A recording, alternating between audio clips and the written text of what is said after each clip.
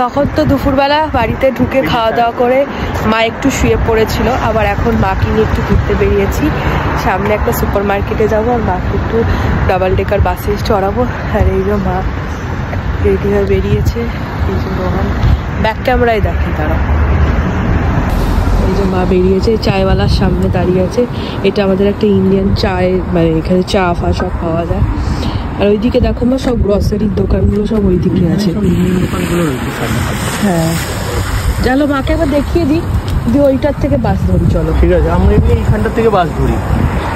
আজকে ওই দিক দিয়ে ধরবো। চলো। লঙ্কা খেতে কিন্তু খুব ভালো।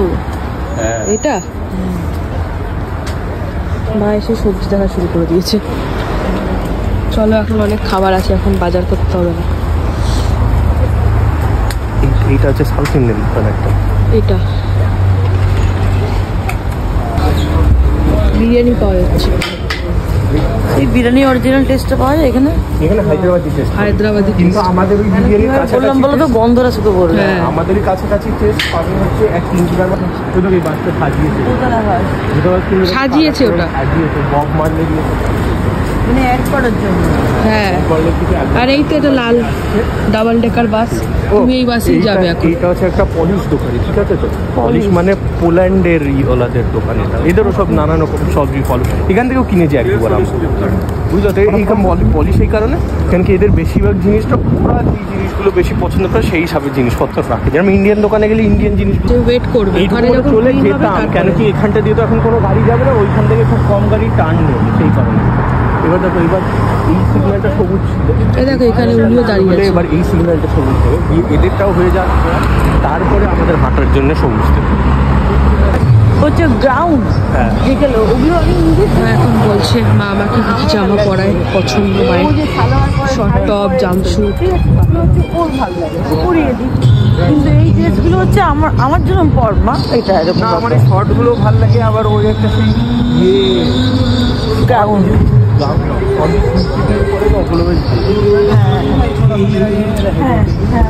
ওখানে একটা পাঞ্জাবি দোকানে গান চলছে। চলো, মা এখন বাসে উঠছে, ডাবল ডেকার বাসে। বাসটা বন্ধ করতে হবে, আর নিচে তুমি বসে আছো, তুমি উপরে বসে আছো। দেখো কত ছোট রাস্তা না, মনে হচ্ছে কি করে যাচ্ছে বাসটা। ছোট রাস্তা না, এখানে স্পিডও খুব কম লিমিট দেওয়া, লোকদের চালাতে খুব অসুবিধা হয়। 20 মাইল পার আওয়ার, খুবই আস্তে স্পিড। সেটা অত কম স্পিডে গাড়ি চালানো সোজা না, কিন্তু খুব অসুবিধা। মা যেহেতু সামনে বসে আছে, বাবা যে মাই চালাচ্ছে বাসটা। এই যে এখানে নামবো, এবার এখানে নামবে, দেখো মা বেল মেরে দিলাম, বেল মেরে দিলাম পিছনে। বেল মারলাম মানে আমি নামবো।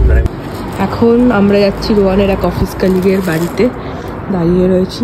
এই এবার ফ্ল্যাটে উঠছি, ফ্ল্যাটের জন্য দাঁড়িয়ে আছি। রোহান ওখানে রিং করছে। চলো।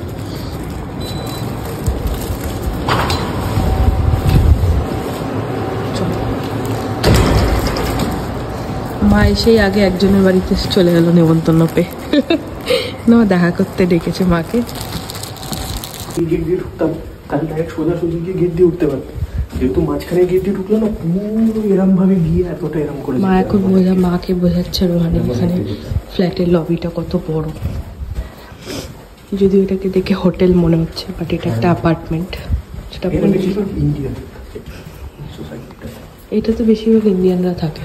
আমার চুল দারুণ হাতে তাকিয়ে আছি, আর টাল দিচ্ছে পেছন দিকে ঘুমের জন্য। মায়ের এখন ঘুম পাচ্ছে, কারণ এখন ইন্ডিয়াতে অনেক রাত, মানে রাত্রি 2-2:30 বাজে। চলো, মা এখন ওদের বাড়িতে এসে ওই ওটা প্লেন যাচ্ছে, বুঝলে? ওই দূর দিয়ে লাইন দিয়ে প্লেন একটা পর একটা যাচ্ছে, ওইখানে একটা প্লেন।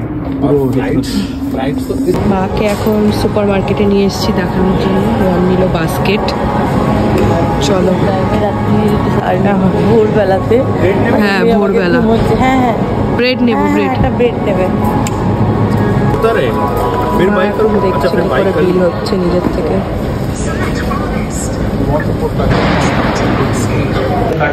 আমরা এখন ঘোরাফেরা করে আসার পরে এখন আমরা পিৎজা নিচ্ছি। মাকে পিৎজা খাওয়াবো বলে মা বলছিল কিছু খাবে না, কারণ অনেক লেটে লাঞ্চ করেছে।